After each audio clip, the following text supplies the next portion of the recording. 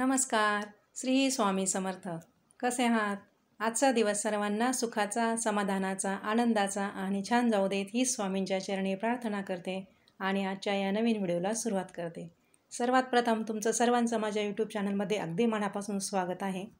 आज आपण अक्षय तृतीया या सणाबद्दल माहिती पाहणार आहोत.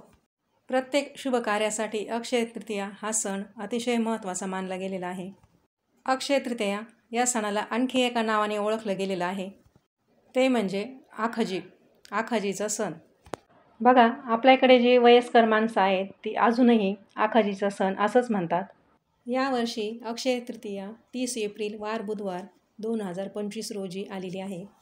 अक्षय तृतीया म्हणजे अक्षय म्हणजे कधीही न संपणारं, म्हणजे शाश्वत, आणि तृतीया म्हणजे शुक्ल पक्षाचा 3रा दिवस. असं म्हणतात की या दिवशी कोणतंही केलेले शुभ कार्य अक्षय राहतं, ते कधीही संपत नाही. बघा, अक्षय तृतीया हा मुहूर्त 3.5 मुहूर्तापैकी एक सर्वात महत्त्वाचा मुहूर्त मानला जातो. त्यामुळेच या दिवशी नवीन घर खरेदी करतात, नवीन वाहन खरेदी करतात, नवीन व्यवसाय सुरू करतात, त्याचबरोबर सोनं चांदीसुद्धा खरेदी करतात. या सर्व गोष्टींसाठी हा दिवस शुभ मानला जातो. या दिवशी धार्मिक कार्यसुद्धा केली जातात आणि यामुळे जीवनात यश, सुख, समृद्धी येते. या सर्व गोष्टीबरोबर दान, धर्म, जप, पूजा, पाठ, होम, हवन, पितृतर्पण केल्यामुळं अक्षय पुण्य प्राप्त होतं. म्हणून या दिवसाला अक्षय तृतीया असं म्हणतात. अक्षय तृतीयेच्या दिवशी सर्वात महत्त्वाचं, आपले जे पितर आहेत त्यांच्यासाठी, म्हणजे पितरांसाठी, वाडवडिलांसाठी त्यांच्या नावाने पितृतर्पण करा, दानधर्म करा. अक्षय तृतीयेला केलेलं कर्म, दानधर्म कायम टिकतो, म्हणजेच अक्षय राहतं आणि आपल्याला पितरांचे आशीर्वाद मिळतात.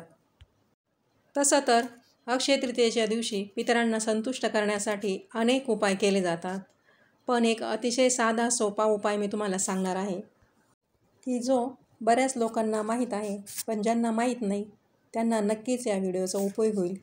त्यामुळे व्हिडिओ स्किप न करता पूर्ण बघा. जर तुम्ही चॅनलवर नवीन असाल तर चॅनलला सबस्क्राईब करा, म्हणजेच असेच माहितीपूर्ण व्हिडिओ तुम्हाला बघायला मिळतील. आणि त्याचबरोबर लाईक आणि शेअरसुद्धा करा. 30 एप्रिलला म्हणजे बुधवारी अक्षय तृतीयेला घरासमोर कावळ्याला एक पदार्थ खायला द्यायचा आहे. हा पदार्थ खाऊ घातल्यामुळे तुमचा प्रखरातला प्रखर पितृदोष नष्ट होणार आहे आणि तुम्हाला पितरांचे आशीर्वाद मिळणार आहेत. बघा, जेव्हा पितृदोष असतो तेव्हा अनेक अडचणी, अनेक समस्या येत असतात. कोणत्याच कामामध्ये यश मिळत नाही. त्यामुळे अशा परिस्थितीमध्ये आपल्याला ज्योतिषशास्त्रामध्ये पितृदोषाची शांती करण्याचे सांगितले जाते. काही वेळा पितृदोषाची प्रखरता कमी असते, तेव्हा पितरांसाठी काही उपाय केल्यावर पितृदोष कमी होतो. पण बऱ्याच वेळा काय होतं, हे पितरांच्या शांतीसाठी केलेले उपाय यावर खूप खर्च होतो. आता हा खर्च प्रत्येकालाच परवडणारा असतो असं नाही. त्यामुळे अक्षय तृतीयेच्या दिवशी हा साधा सोपा उपाय करून तुम्ही तुमचा पितृदोष नष्ट करू शकता आणि पितरांचे आशीर्वाद मिळवू शकता. दरवर्षी येणाऱ्या पितृपक्षात पितरांचे श्राद्ध न केल्यामुळे आणि पितरांच्या आत्म्याच्या शांतीसाठी पूजा न केल्याने हा दोष प्रबळ होतो आणि बऱ्याच समस्याचा सामना करावा लागतो. पितरांचे श्राद्ध न केल्यामुळे सुद्धा पितृदोष लागतो.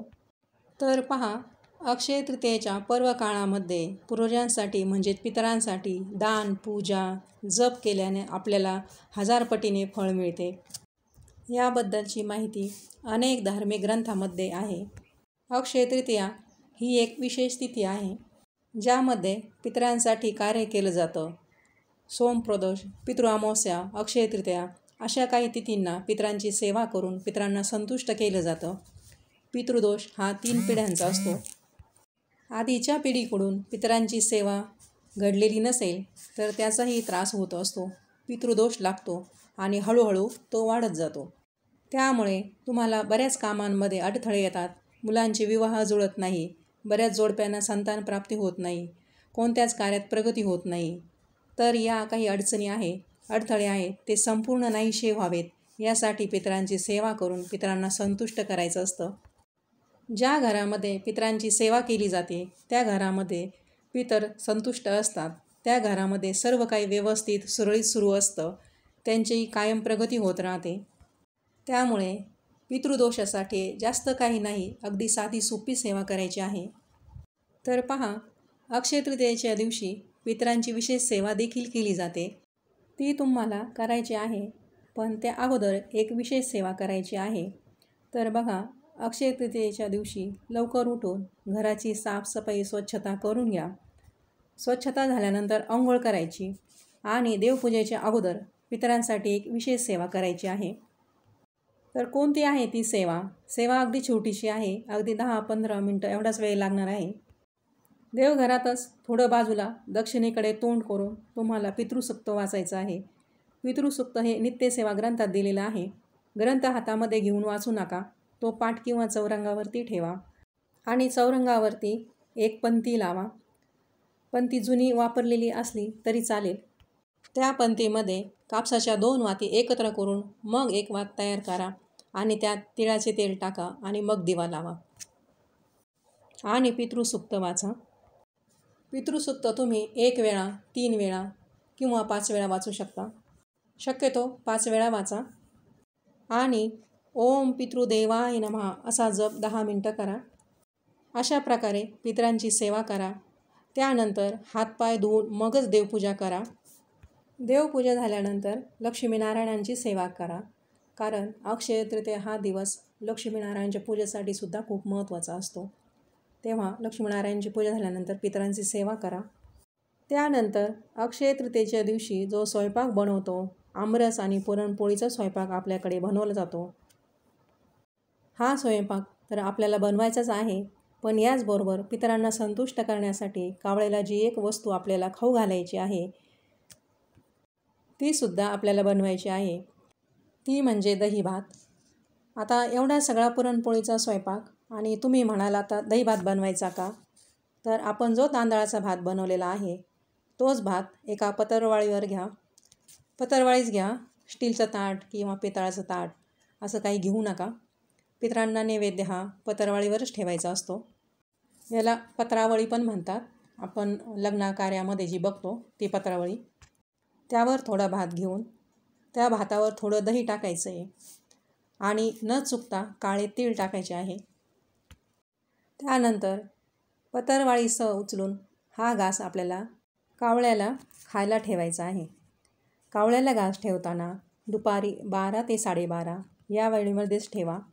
दुपारी 12 ते 12:30 ही वेळ पितरांची वेळ असते.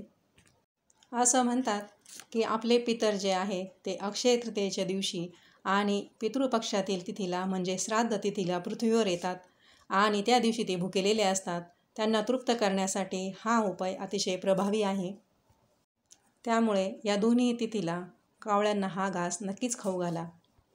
आता कावळा आपण ठेवलेला घास घेतो की नाही याकडे थोड्या वेळ लक्ष ठेवायचं आहे.